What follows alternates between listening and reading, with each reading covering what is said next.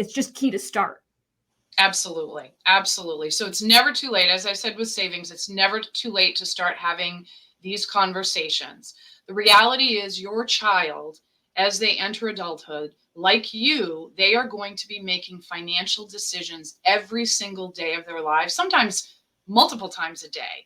And so as much as you can arm them with that knowledge and information and where to find resources, should they need help, they will be in a much better position. And the reality is in all of the research and all that we know, when adults are polled and they're asked about their money, influencers, parents and caregivers and family members are the greatest influence when it comes to how we learn to manage our finances. And so whether you realize it or not, you're influencing them, and you are an important influencer in that process.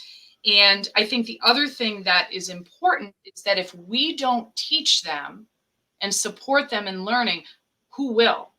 Will it be social media? Will it be the internet? Will it be their peers and their neighbors and their, coworkers? Those aren't always the best influences. And, with the proliferation of social media, there's a lot of financial information on, social media and how to get rich quick and all of that. And that's not necessarily the place that we want our children to learn.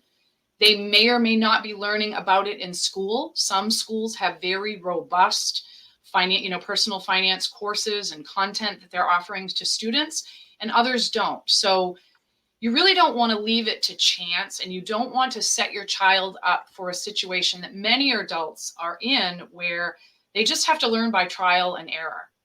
They don't have that foundational knowledge at home, and then they learn as they get older through trial and error approach, which isn't the best way to learn. So it is, they're hard conversations, but the point is just have the conversations, right?